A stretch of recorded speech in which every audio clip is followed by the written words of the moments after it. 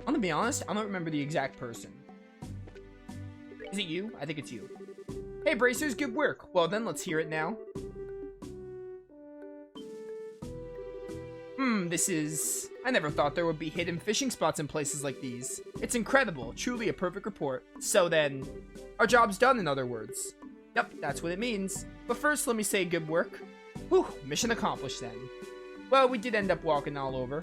Yeah, it was kind of hard, but I got to go fish. I got to fish for the first time in a while, so I'm pretty happy. Seems it was a good break. Glad to hear it.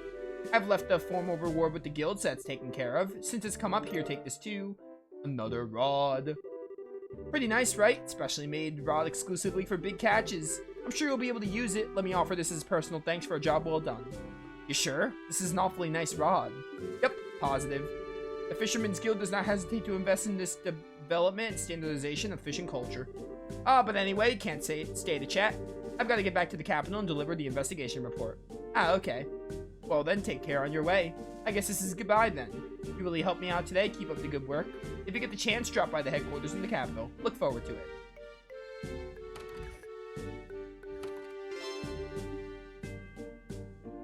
Back to Roulette, and then we'll head to Bose.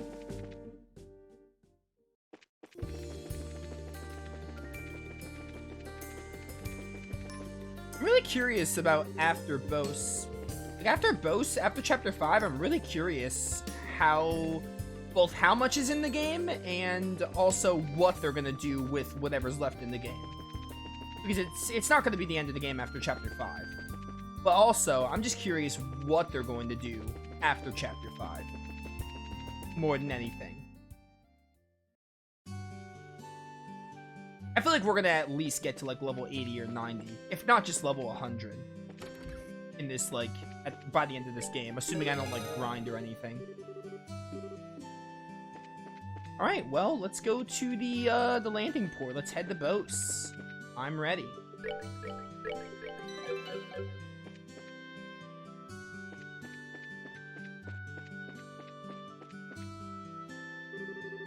But now, all right, this is, yeah, sorry, it's kind of a lot going on. Once our current job's done, I totally intend to come back and take a load off. The tickets have already been paid for. Okay, this is the same thing. Just skip that. Oh, wait, did I say no? I am ready. All right, then. I'll give the guild house a ring and call the other members of your team. Estelle's team checked in for their flight and waited for the airship.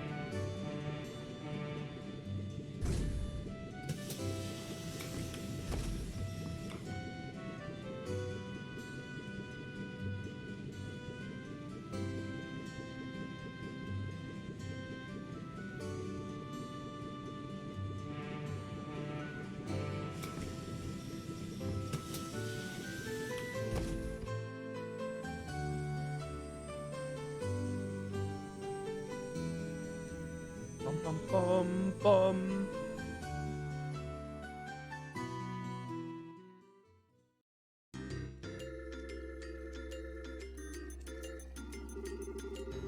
I see. So now we have a gospel influencing people's minds. Using the fog's particular matter as a medium to exert mental control over a large area. Well, that settles one question at least. Excuse me, Professor.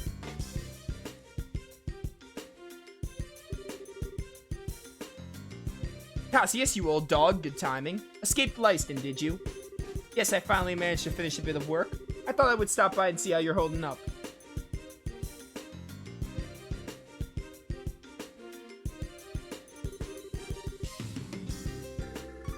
What's this? A report from your granddaughter? Yep, just arrived express. Yes, just arrived express from Roulette. Thanks to Tina's report, I'm quite certain of my theory now. About the gospel, I'm assuming. Yes, though it's ultimately still a hypothesis at this point. I've gone over it again and again, both on paper and with the Capel, though I'm reasonably sure of this. Shall I go over it? Absolutely. Right then.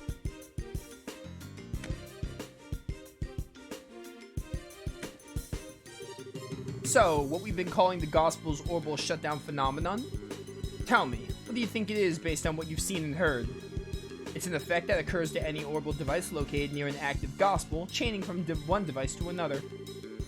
And it renders these devices inert while a gospel is active. That's how it seems to me, at least. Half right, half wrong. What you're describing is closer to the orbital art anti-sep.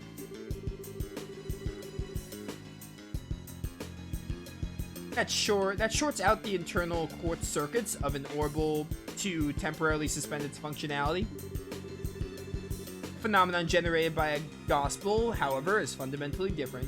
It steals all the orbital energy formed in an orbment down to the very last joule.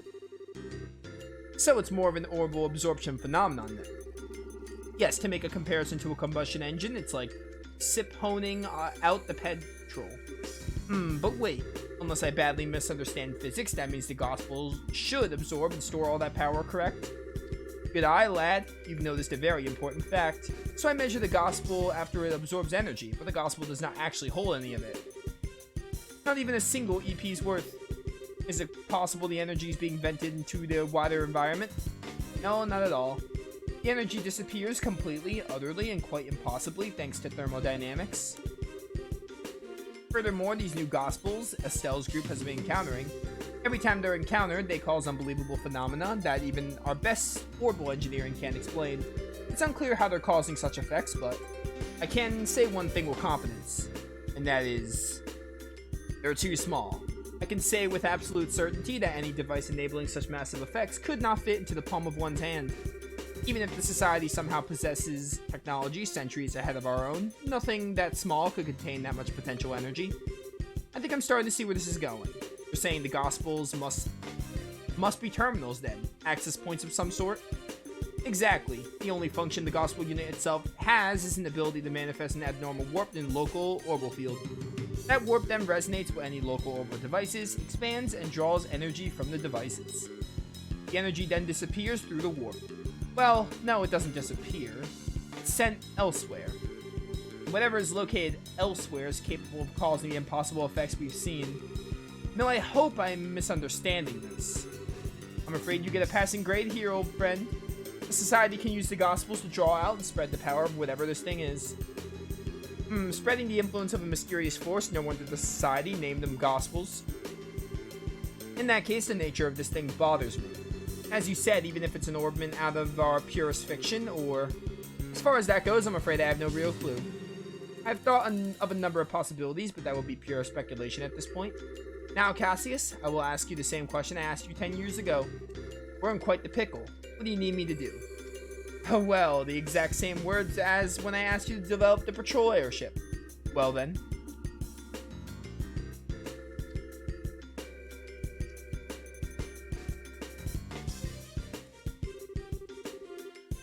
The key, I think, must lie in this warp the gospel creates. Russell, can you develop some kind of plan or method of stopping the resonance, the spread? Thought you'd ask that. I'm just about done with my current invention anyway. I'll get to work as soon as I'm done with that.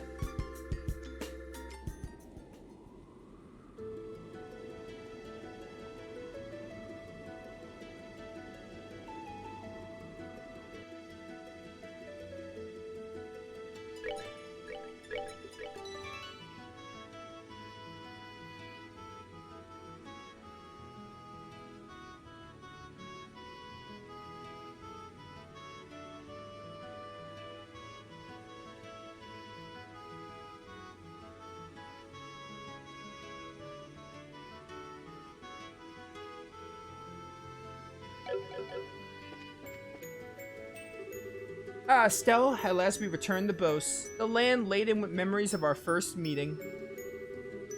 It makes my heart swell to return to a place of such sweet nostalgia. Shocking as it may be, I kinda have to agree on the heart-swelling memories bit. Although, as I remember it, you were kind of rude back then. You said I wasn't attractive and made fun of me like a schoolboy. You misunderstand me, my fair Rose. I would only display such cute, bashful behavior in order to hide feelings of love unabated. Yeah, I bet that's it, exactly. You sure didn't waste any time putting the moves on Shara, as I remember, or Joshua. Well, putting that aside, as you stand now, your beauty is incomparable to what it was then. Yours is Supple, healthy beauty with a maiden's gentle virtue. Indeed, you have grown, Estelle. Oh, thank you. Though, when you put it that way, it's kind of embarrassing. Please don't say it like that again. There's no shame to be had in virtue, Estelle. Still, you have but only begun to climb the ladder of adulthood. Should you wish to ascend even higher, I would be more than happy to assist you. No, thank you. If I was ever in a position to ask anyone about that sort of thing, I'd be a million times better off asking Shara, or literally anyone else. Ah, pity. Things I could teach. Though Shara would be the one to... I'll remind you that I have a very large stick.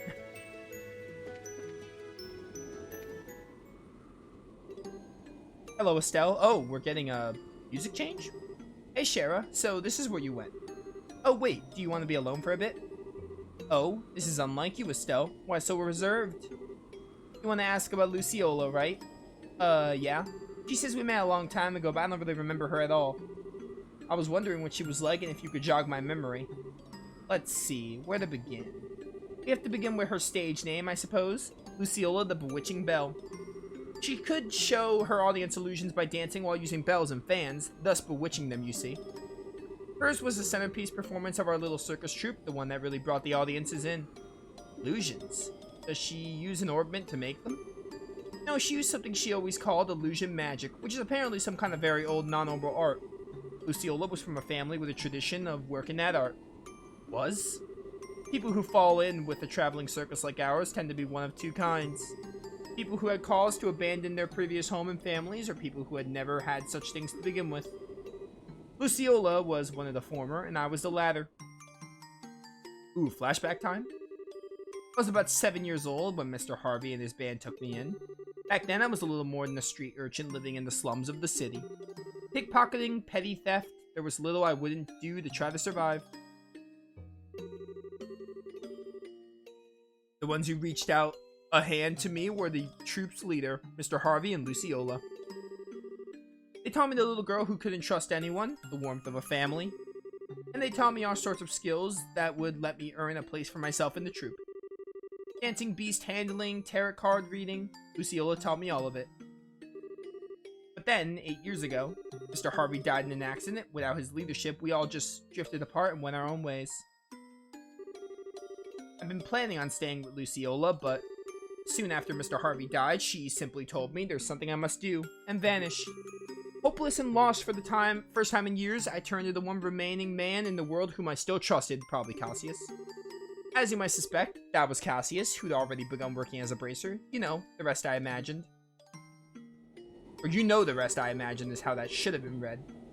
So that's what happened. I had no idea you'd gone through something like that. The reason I aimed to become a bracer at first was to improve myself. I wanted to be able to live and prosper on my own, show Luciola just how far I'd come once she returned. But, well, it's been 8 years. Perhaps that was enough time to re-examine my reasons. Shara. Aw, don't make that face. Like Zin said, I don't intend to simply fight her without saying a word. I want to hear Luciola's story from her before doing anything. I have to know what possible reason could have made her associate with the society. Yeah, it sounds good. I've got your back, Shara. I'll do anything I can to help. I know I can always count on you. Still, you've grown quite a bit, Estelle. What? That's kind of sudden. I always thought of you as being exactly what I expect of Cassius's daughter. I don't think that's quite right or fair anymore, though. What do you mean? Your strength isn't quite the same as Cassius. Cassius has a heart as deep as the ocean and strength like a relentless wave. But you, Estelle, your strength is like the sun. You shine and make others shine just by being near them. That's something Joshua said to her, like, you shine like the sun or whatever. Yeah, there it is. I think that's why people are attracted to you so easily. It's what I like most about you, and I know Joshua felt the same way. I don't think you need to feel any pressure to live up to Cassius, is my point. Yeah, you really are my big sister, Shara. You always know how to encourage me. Thanks. You're very welcome. Not saying you should return the favor, mind, but you really should drink with me sometime. Now that you're a full bracer, you better learn to handle liquor. How is booze related to, you know what? Never mind, I don't want to know. I mean, like, Estelle's still underage, is she not? Being a full bracer doesn't mean anything. I already talked to Olivier. Hey, Estelle. Still walking around? Sorta, yeah. Oh yeah, Tita, I was wondering. Did you dream at all when we were put to sleep? Yeah, I did. Oh, dude, so I bet every character has, like, their own dreams. Like, if we had Agate, Zin, or Olivier, they would have their own dreams. That's really neat. It adds, like, replay value for, like, if you were to replay this game and choose different party members. It was a dream where Mom and Dad came home, and Mom and Grandpa got into a loving fist fight for the first time in forever. I see. That still sounds like a really nice dream. Yeah, you showed up, of course, Estelle. Wait, I did? Uh-huh, after Mom and Dad came home. You and Joshua and Agate all came by to visit. And Grandpa suggested we all take a trip to the hot springs in Elmo. And that really does sound like a fun dream. Yeah, now we just gotta make that dream come true. Yeah. It's really neat, though.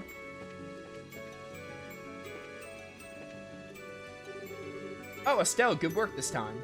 You're really growing as a bracer. I'm still kind of a newbie, I think. Like, I'm not even remotely as good with a staff as Dad. Well, I don't think you should worry much about Master Cassius. An S-rank bracer is a master of their profession to a degree that they attain the unity of purpose all martial artists seek, after all.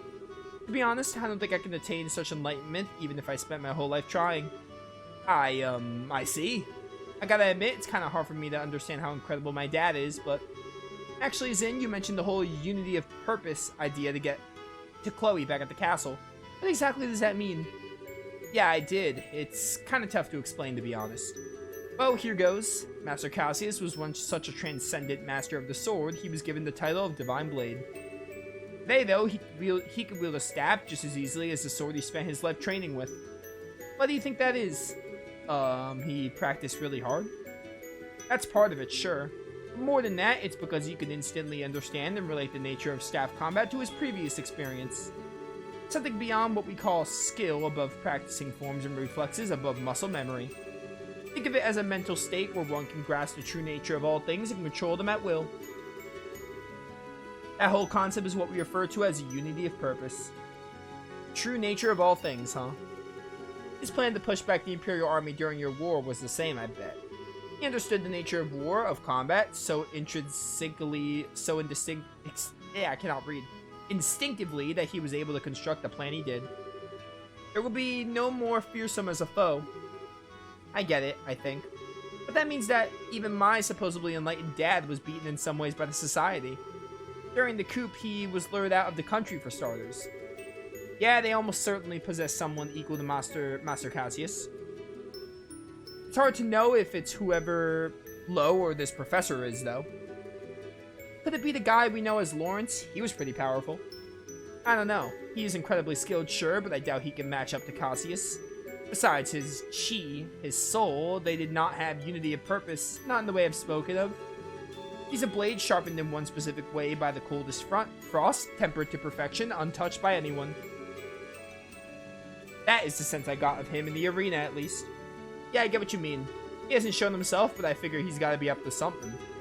He did seem to have some kind of fixation on Joshua. It wouldn't surprise me if they know each other from Joshua's days in the Society. Between him, me, and Sherazard, we've all got strange ties to our past with this group. I wonder if this is the guidance of she who dwells above. And last but not least, Chloe? Actually, no, not last but not least. I didn't talk to Agate yet. Estelle, out for a walk again? More or less. More importantly, I'm sorry. I didn't really open up about Joshua until the very end. Don't worry about it. Still, that girl with Joshua is one of the Sky Bandits, isn't she? Yeah, she's a cheeky, insulting little punk by the name of Josette Coppola. She's also the single biggest tomboy I've ever laid eyes on, and people call me a tomboy sometimes. I mean, you are. I see. She does seem to be a bit charming from the photograph. She could be pretty cute if she keeps her mouth shut. And she did manage to play a perfect upper crust girl when we first met her, too. I'm sorry?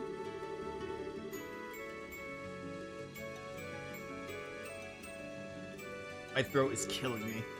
I see. That's impressively dexterous, if I may say so.